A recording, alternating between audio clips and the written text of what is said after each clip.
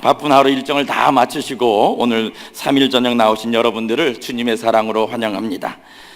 자, 우리가 신앙생활을 하는 우리가 매일매일 되다 보니까 목적을 잃고 그냥 열심히만 하는 경우가 있어서 간단한 질문 하나를 한번 드려보겠습니다. 자, 우리가 신앙생활을 왜 하십니까?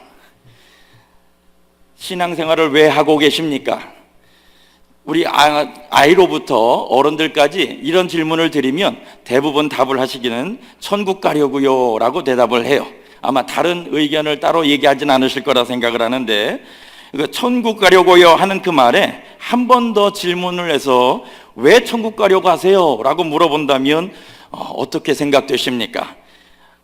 그 말은 무슨 뜻이냐면, 천국이라는 것을 저 하늘 천국을 생각하십니까? 아니면 아까 우리가 준비 찬양하면서 내 진정 소원은 내 구주 예수를 더욱 사랑한 것으로 예수님 만나서 예수님 사랑하는 것이 제 평생의 소원입니다 라고 하는 게 소원이십니까? 자, 천국을 왜 가려 하는지 그 두 가지 중에서 둘 다가 다 우리에겐 가능하지만 좀 나누어 보았을 때에 우리는 예수님을 사랑하는 그 마음을 더 우리가 집중해야 된다라고 하는 말씀을 드리는 겁니다.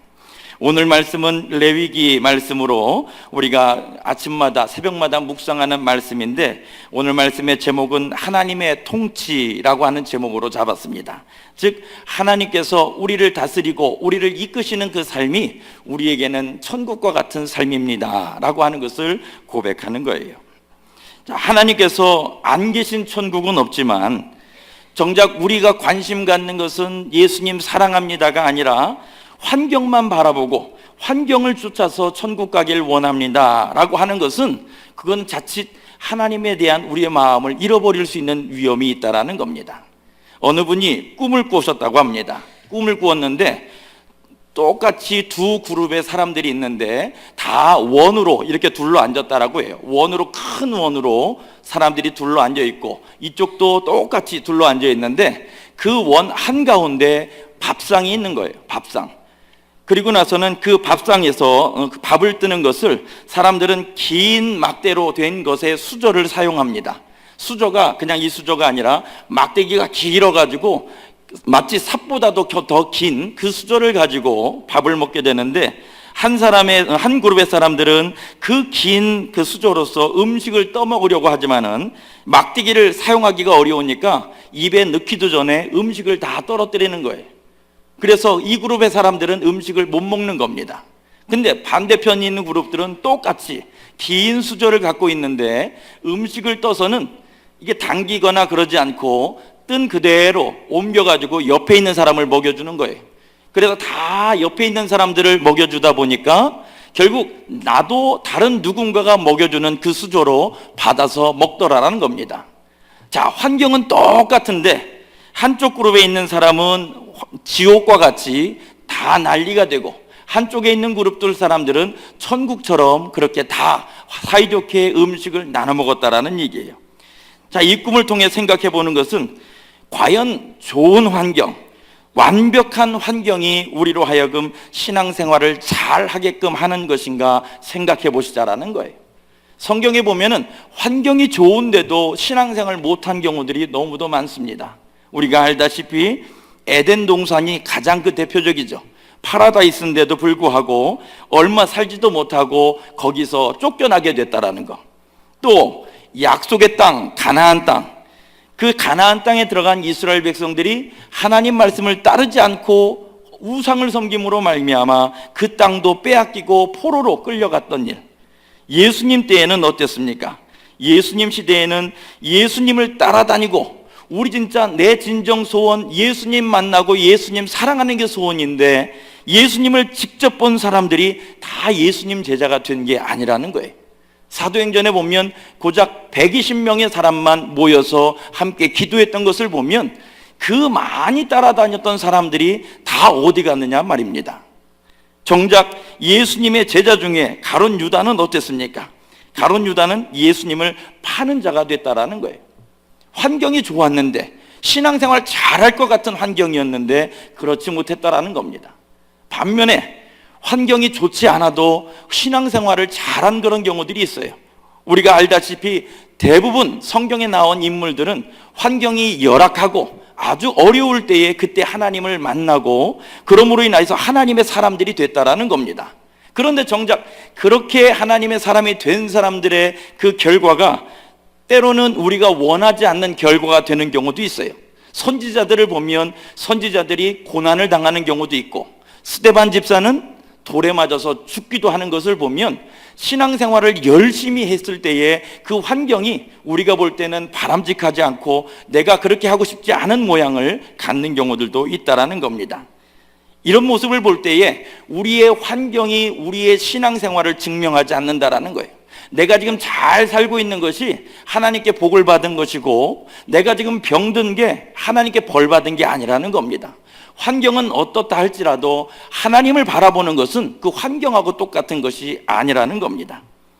자, 이렇게 볼 때에 정말 신앙생활을 해도 세상적으로는 자랑할 것도 없고 또 눈에 보기에 좋은 것도 없는데도 불구하고 신앙생활을 고생하면서 할 이유가 있을까요?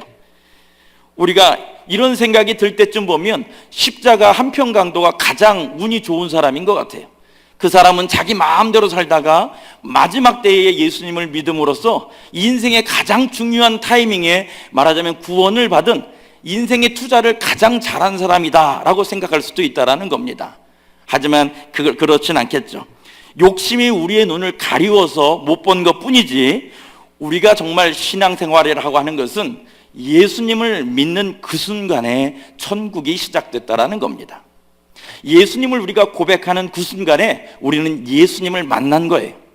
예수님을 만난 그 예수님은 여기서만 만나는 예수님이 아니라 하늘나라에서도 만나지는 동일하신 예수님이기 때문에 예수님과 우리가 지금 만나서 손 붙잡고 다닐 때에 비록 우리의 육신이 약해서 육신의 장막을 벗어두는 그런 죽음이 있다 할지라도 예수님께서는 우리 손을 붙잡고 다니시던 그 걸음을 저 하늘 천국까지 이어가시기 때문에 우리는 죽음을 보지 않는 거예요. 육신의 장막을 벗는 것이 죽음이 아니라 하나님이 안 계신 것이 죽음이고 하나님이 없는 것이 생명이 없는 것이라고 한다면 예수님과 우리가 기도하고 대화하는 이 걸음이 하늘 천국까지 이어지기 때문에 성도는 더 이상 사망이 없는 자입니다. 우리는 이미 천국에 살고 있는 자라는 겁니다. 어떤 분은 예수님 천국에서 뵈면은 뭐라고 인사할까요? 라고 여쭙더니만 말씀 많이 들었습니다 라고 인사한다지 않습니까? 기도해보지도 않았고 예수님하고 대화해보지 않았으니까 이 세상에선 예수님하고 좀 서먹서먹하고 몰랐다가 천국 가선 말씀 많이 들었습니다 라고 인사하면 안 되잖아요. 지금 예수님 만나서 예수님과 함께 지내며 우리가 나이가 들더라도 하늘 천국에 예수님 계속 그 손을 붙잡고 다니는 것이 우리의 신앙생활이고 바로 천국이 지금 시작된 것이다 라는 것입니다. 자, 우리가 비록 약한 육체를 갖고 있기 때문에 우리가 지금 환경을 둘러보게 될 때에는 전쟁과 난리의 소문들, 또 질병, 재해 이런 것들이 우리를 위협하고 두렵게 할 수는 있어요. 하지만 우리 내 안에 하나님께서 계심으로 말미암아 하나님이 나를 다스리시고 하나님 뜻이 하늘에서 이루어지신 것처럼 내 안에서도 이루어지시는 것은 세상이 빼앗아갈 수 없다라는 거예요. 하나님과의 내 관계는 그것은 누가 뺏어가는 것이 아니라 하나님과의 우리는 그것을 소유하고 있는 자가 된다라는 겁니다. 나뿐만 아니라 우리가 함께 하나님께 예배하는 이 자리, 찬양하고 또 기도하고 하나님 앞에 서는 이 거룩한 이 시간, 이 자리가 바로 천국입니다. 이 자리에 나온 우리는 떡을 원하는 것도 아니고, 이 자리에 나온 우리는 돈을 원하는 것도 아니고, 이 자리에서는 우리는 하나님 말씀만을 원하는 거예요. 이 자리에서는 나의 약함을 고백하고 하나님께서 도우시지 않으시면 나는 아무것도 아닙니다 고백함으로써 친히 하나님께서 나의 주가 되시옵소서라고 고백하는 자리가 된다라는 겁니다. 많은 신학자들이 모세 오경 가운데, 그러니까 구약 성경 가운데 가장 중요한 것을 모세가 쓴 5권의 책을, 모세 오경을 가장 중요하다라고 얘기를 해요. 창세기, 출애굽기, 레위기, 민수기, 신명기까지 이 5권을 구약 성경 가운데 가장 중요하다라고 얘기하면서 또 그 중에서 중심이 되는 것을 바로 레위기라고 이야기를 합니다. 레위기는 다른 성경은 이야기도 있고 사건도 있는데 레위기는 그런 이야기가 없어요.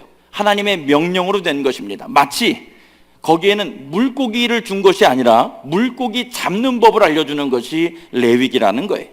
그래서 그 레위기의 말씀의 요약, 레위기 말씀의 핵심이 무엇이냐? 19장 2절, 오늘 우리가 읽은 그 같은 장의 2절에 보면 너는 이스라엘 자손의 온 회중에게 고하여 이르라. 너희는 거룩하라. 나 여호와 너희 하나님이 거룩함이니라 라고 하는 것이 이 레위기 전체를 아우르는 중요한 가장 핵심 절이라고 보면 되겠습니다. 자, 이 레위기를 통해서 거룩이라는 단어는 90번을 나와요. 90번. 우리가 구약을 통해서 레위기를 통해서 하나님께서 이스라엘 백성들에게 하시는 말씀은 바로 거룩한 백성이 되라 하시는 말씀이라는 겁니다. 자, 우리가 여러 차례 거룩에 대한 의미를 들었습니다만 거룩은 구별되다라는 의미입니다. 그래서 하나님께서는 거룩하지 않은 것으로부터 구별되라라고 말씀으로써 하나님께서 우리와 함께 하심으로써 우리는 거룩한 백성이 되는 거예요. 하나님의 소유가 됨으로 인하여서 하나님의 거룩한 백성이 된다라는 겁니다. 자, 거룩하라라고 명하셨다라는 것은 그것은 뭐냐면 거룩하지 않은 세상이 있다라고 하는 것을 전제한다라는 거예요. 자, 우리가 천국을 생각해 본다면 천국에는 따로 구별될 이유가 있습니까? 모여있는 모든 분들이 다 거룩한 분들이기 때문에 구별될 이유는 없을 거예요. 그렇기 때문에 거룩하라라고 하는 그 말이 적용된다고 한다면 천국에 적용할 것이 아니라 거룩하지 않은 이 세상 가운데서 우리가 거룩한 삶을 살아야 된다는 것. 마치 어둠이 가득한 이 자리에 빛이 필요한 것이지 천국에서 빛이 되라라고 하는 의미, 그보다는 세상 가운데 빛이 되라라는 말씀으로 하나님께서 거룩하라 말씀하신다라는 겁니다. 자, 그래서 이 레위기 전체 말씀을 보면 여러 가지 어려운 그 명령들과 법조항들이 있습니다. 그 집중하고 또 집중하지 않으면 묵상하기 어려운 말씀들이에요. 그래서 목사님들이 주로 말하길 이 레위기를 가지고 내 위기라고 얘기를 합니다. 나의 위기, 내 위기, 설교 준비할 적마다 위기가 다가오는 내 위기라고 얘기를 하는데 이 레위기에서 보여주는 하나님 명령은 구원받기 위해서 받는 명령이 아니라는 거예요. 하나님께서는 레위기를 이거 들으면 너는 내 백성 되겠다라고 하셔서 주신 게 아니라는 겁니다. 하나님은 이미 이스라엘 백성들을 애굽에서 구해내셨어요. 구해냈고 하나님의 백성으로 삼으시고서는 하나님의 백성이 된 사람은 이렇게 살아야 된다, 구원받은 사람은 이렇게 살아야 된다라고 하는 구원받은 자의 삶으로서 레위기를 말씀해 주셨다라는 겁니다. 구원은 이미 이스라엘 백성들의 구원은 아브라함과의 약속 때문에 하나님께서 구원해 주신 거예요. 그렇기 때문에 구원을 위해서 이스라엘 백성들이 한 것은 아무것도 없고 이제 그들이 어떻게 살아야 될 것을 가르치기 위해서 레위기 말씀을 주셨다라는 겁니다. 자, 레위기 말씀을 읽을 때는 어떤 생각이 드십니까? 새벽마다 읽으실 때, 또 가정에서 바이블 타임을 읽으실 때 그 말씀 읽으시면서 어떤 생각이 드십니까? 내가 이 말씀을 어기면 어떤 말씀은 백성 중에서 끊쳐지리라 하는 그런 형벌도 있고, 이런 명령을 들으면은 마치 하나님께서 회초리를 들고 눈을 부릅뜨고 막 우리를 혼내시기 위해서 벼르고 계신다라고 하는 그런 느낌 같지 않으십니까? 자, 근데 그렇게 느끼는 이유는 무엇이냐면 하나님의 법이 내게 편하지 않다라는 거예요. 하나님의 말씀이 내게 편안하지 않은 것은 내 안에는 내 법이 또 있다라는 겁니다. 하나님 방식 따로 내 방식 따로다 보니까 하나님 말씀을 편하게 듣지 못한다라는 거예요. 하나님께서 누구를 지적하고 누구를 혼내기 위해서 이 말씀을 주신 것이 아니라 가나안 땅 들어가기 전에 미리 하나님께서 다 보여주신 거예요. 그러면 하나님께서 주신 마음, 이것이 하나님의 마음이며 이것이 천국 백성의 삶이다 라고 하는 것, 로마로 가면 로마법을 따라야 되는 것처럼 이렇게 살라라는 것을 누구를 대상으로 지목해서 얘기한 것이 아니라 하나님께서는 그저 알려주시기 위해서 객관적으로 그 법을 다 이야기하셨다라는 겁니다. 그렇다고 해서 레위기법을 우리가 그냥 이 법만 잘 지키면 무슨 마술이 일어나거나 그런 것은 아니에요. 우리가 이 법을 지키는 것은 하나님께 순종하였습니다 라고 하는 것으로 하나님께서 공급자가 되시고 하나님께서 복을 내려주신 것은 우리가 하나님께 대한 순종으로 법을 지키는 거지, 이 법이 무슨 마술이나 주문을 외우는 것 같은 그런 규칙은 아니라는 겁니다. 비유가 적절한지 모르겠지만 이 레위기의 많은 이 법조항들을 한번 쉽게 생각해 본다면 운전시험 볼 때에 그 운전면허 시험 공부하는 도로교통법 외우는 것과 같지 않나 그런 생각을 합니다. 제가 LA에 있을 때 어느 한 분이 한국서 이제 막 오셔서 운전면허를 좀 따셨어야 돼요. 이제 그분께서는 이제 미국에 와서 잘 모르니까 운전면허를 어떻게 따야 됩니까? 이 사람 저 사람 교회에서 물어보는데 어느 분이 이제 여러분들이 조언을 해주십니다. 책을 사서 보면 된다, 이렇게 또 어디 가서 배우면 된다, 조언을 해주는데 어느 한 분이 한마디를 거둡니다. 미국에서는 스쿨버스를 조심해야 된다라는 거예요. 스쿨버스가 서면은 반드시 서야 된다고 알려주는 겁니다. 그러자 이분은 이제 한국에서 막 왔고 또 LA 동네는 스쿨버스가 이곳만큼 많이 다니지는 않아요. 그렇기 때문에 스쿨버스가 어떻게 생겼는지 모르는 거예요. 자, 그래서 스쿨버스가 어떻게 생겼습니까? 라고 물어보니까 이제 그 알려줬던 사람이 또 알려주기를 차에 스탑 사인이 있다라는 거예요. 그래서 그 차에 스탑 사인이 있는 차가 스쿨버스니까 조심하라는 겁니다. 그리고는 이제 그분이 운전면허 시험 보러 갔어요. 본인 말로는 이제 시험을 열심히 보는 중에 스쿨버스가 앞에 있는 겁니다. 그 스쿨버스가 딱 서 있는 거예요. 그러니까 가다가 그 스쿨버스 뒤에 가서 딱 서서 기다리고 있었어요. 차가 출발할 때까지. 그리고 한참을 기다리는데 정말 한참을 기다려도 움직이질 않으니까 정말 감독관이 왜 안 가느냐고 물어보는 거예요. 그러니까 이분은 당당하게 스쿨버스 때문에 기다리고 있는 겁니다 라고 이 얘기를 했어요. 그랬더니 감독관이 하는 말이, 짜증을 내면서 하는 말이, 저 차는 스쿨버스가 아니라 아이스크림 트럭이야. 그분 테스트 떨어졌습니다. 자, 이스라엘 백성들이 지켜야 할 레위기 명령들을 우리가 이렇게 운전면허 시험하는 것으로 생각해 보는 것인데, 처음 운전면허 배우는 사람들은 봐야 되는 그 사인들이나 규칙들이 너무도 많아요. 그리고 또 이해되지 않는 것들도 있습니다. 아니, 이건 이상한 그림도 있고 이런 걸 굳이 다 외워야 돼? 운전하면서 이런 걸 보기는 해? 하면서 그런 것들에 대해서 별로 필요성을 느끼질 못해요. 그러다가 만일 귀찮다고 길거리에 스탑 사인 있는데, 스탑 사인 이건 어색한데 차도 없는데 그냥 가볼까? 라고 지나간다면 경찰한테 티켓을 끊거나 아니면 사고를 당하거나 그럴 거라는 거예요. 마찬가지로 하나님께서 안식일에 쉬라라고 했는데, 일하던 거 어떻게 그냥 놔두고 그냥 쉽니까? 가서 저거 마저 돌봐야지. 그렇지 않으면 상하거나 누가 가져갈 텐데 나가서 밭일하러 또 나간다고 한다면 하나님께 티켓 받는 거예요. 그거는. 또 우리가 운전할 때 빨간 신호등이 있는데 차를 멈추라고 하는 것인데, 아니 빨간불에 차가 아무것도 없는데 그냥 빨리 가면 되지 라고 생각하고 한다면 그 사람은 그 이후에 어떤 사고를 당할지 책임질 수 없는 그런 결과를 당한다라는 겁니다.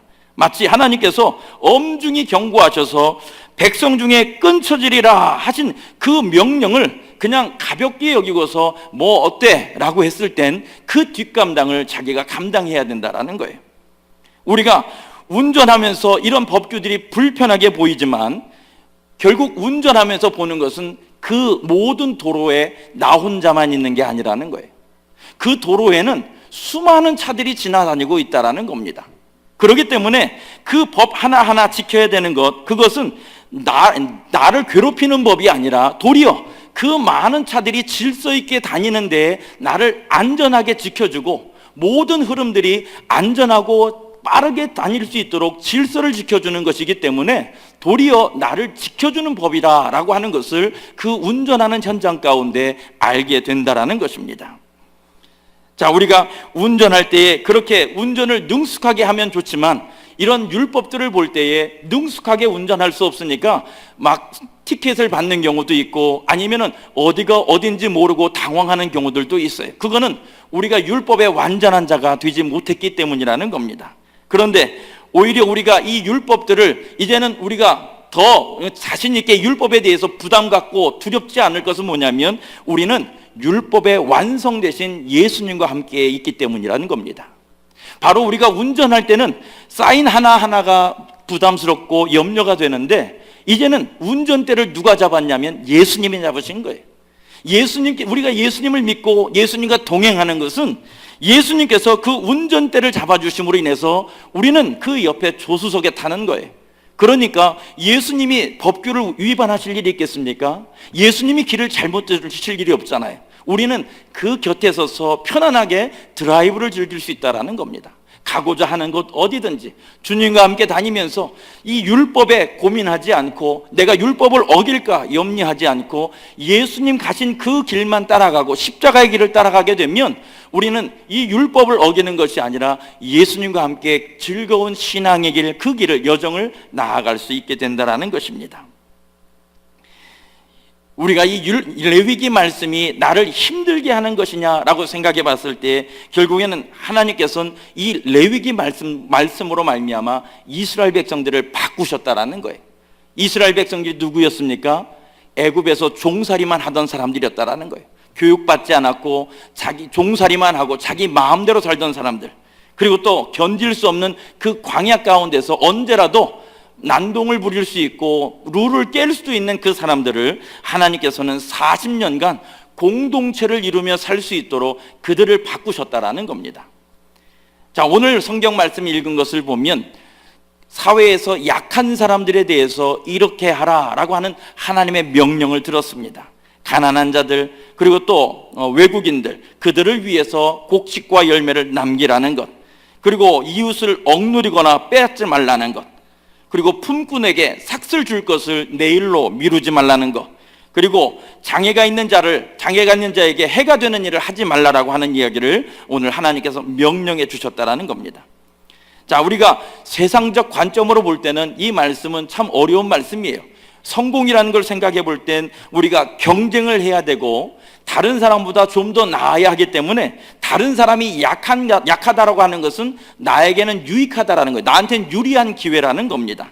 그럼에도 불구하고 하나님께서는 그 성공의 기준을 따르는 것이 아니라 하나님께서는 완전히 거꾸로 약한 자들을 함께 돌보라라고 명령하셨다라는 겁니다.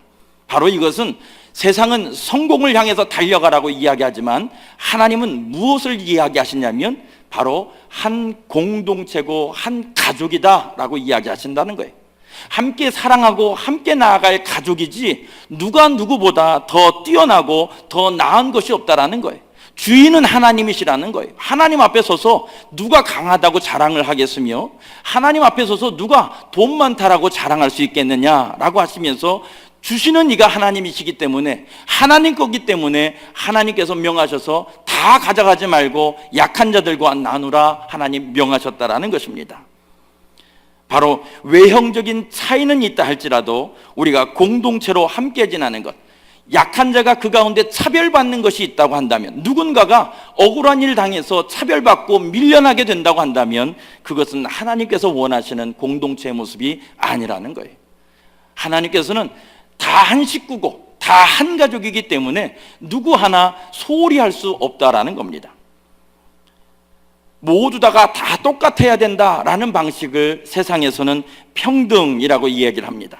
그래서 다 나도 똑같은 권리가 있어 라고 하는 것 때문에 오늘날 민주주의가 나왔고, 또 더 나아가서는 각 사람 한 사람마다 자기 하고 싶은 거 다 해야지 라고 하면서 인권이라는 것을 이야기를 해요.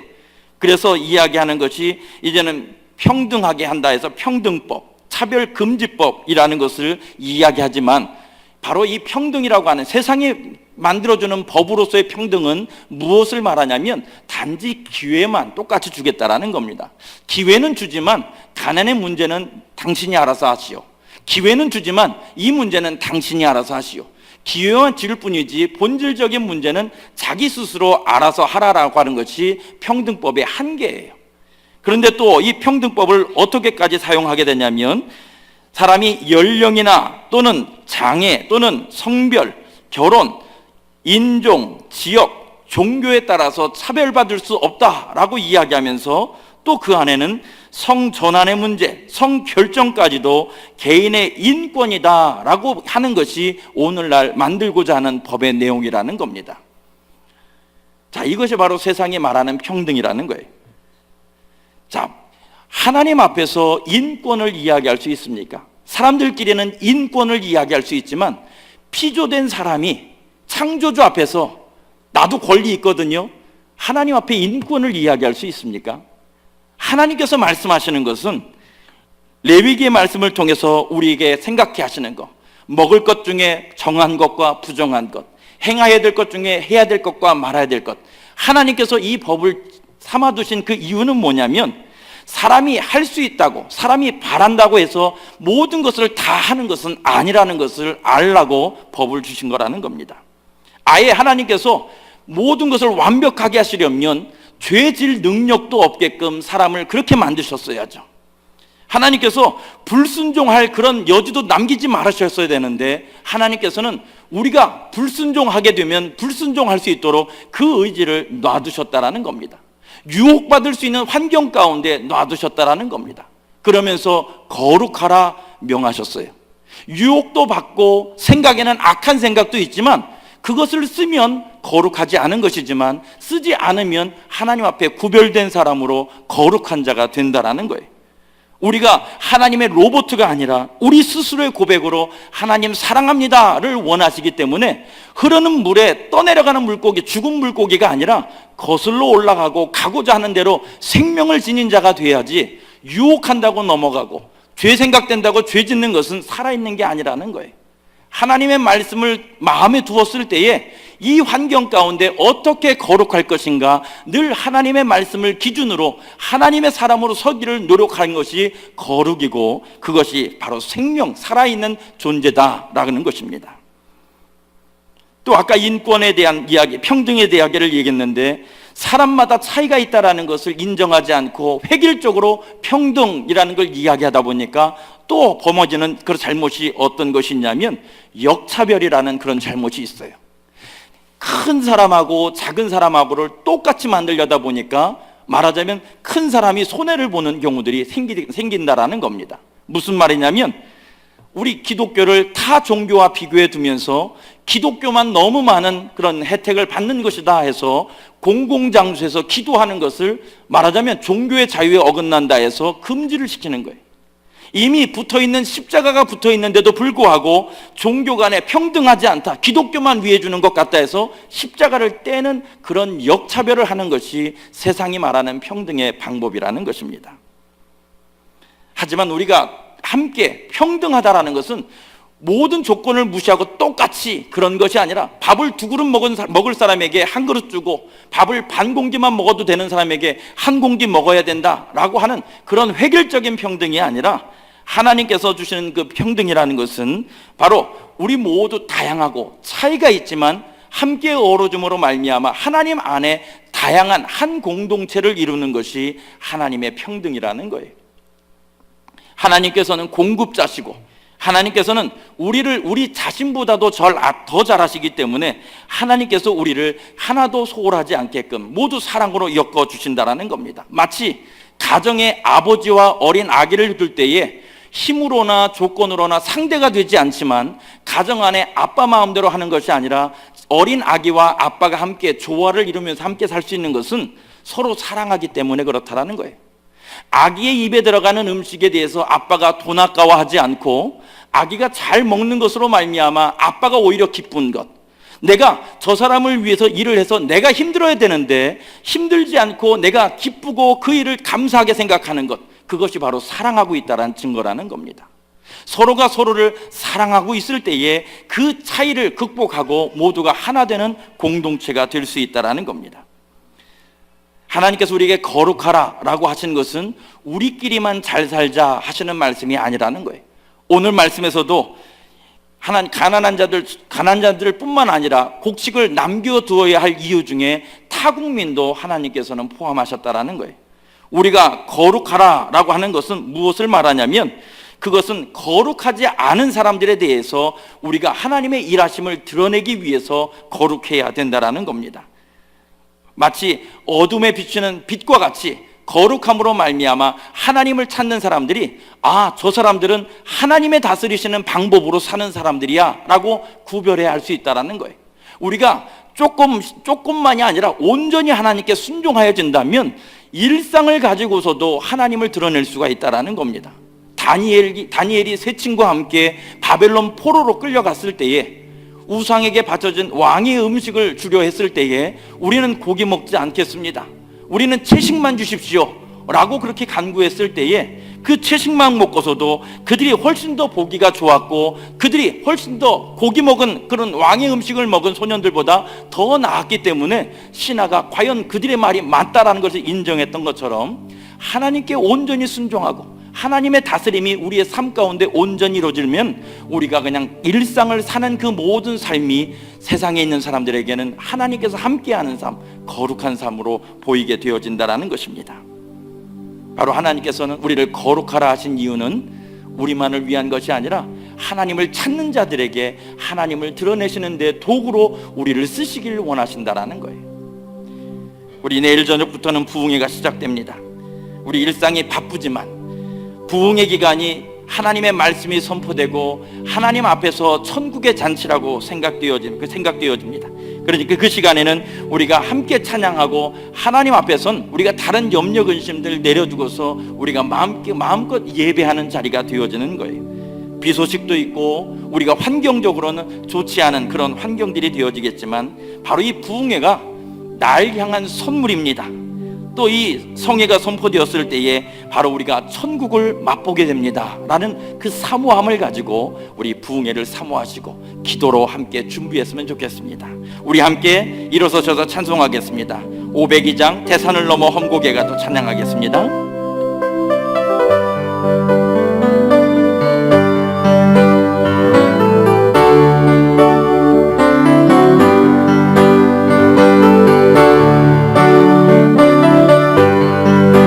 험곡에 가도, 대산을 넘어 험곡에 가도 비 가운데로 걸어가면 주께서 항상 지키시기로 약속한 말씀 변치 하늘의 영광, 하늘의 영광, 하늘의 영광, 나의 맘속에 차고도 넘쳐 할렐루야를 힘차게 불러 영원히 주를 캄캄한 밤에 다닐지라도 주께서 나의 길 되시고 나에게 밝은 빛이 되시니 길 잃어버릴 염려 없네. 하늘의 영광, 하늘의 영광, 나의 맘속에 차고도 넘쳐 할렐루야를 힘차게 불러 영원히 주를 찬양하리. 광명한 그 빛 마음에 받아 명령한 정부 바라보고 할렐루야를 힘차게 불러 날마다 빛에 걸어가리. 하늘의 영광, 하늘의 영광, 나의 맘속에 차고도 넘쳐 할렐루야를 힘차게 불러 하늘의 영광, 하늘의 영광, 하늘의 영광, 하늘의 영광, 나의 맘속에 차고도 넘쳐 할렐루야를 힘차게 불러 영원히 주를 찬양. 함께 기도하길 원합니다. 하나님의 뜻이 하늘에서 이루어진 것 같이 내 삶에서도 이루어지길 원합니다. 환경에 눌리지 않고 환경을 바꾸어 천국 삼게 하여 주옵소서. 하나님께 순종하는 삶을 통하여 우리가 복의 근원되고 세상은 우리를 통해 하나님을 아는 복 받게 하시옵소서라고 우리 한 목소리로 함께 기도합니다.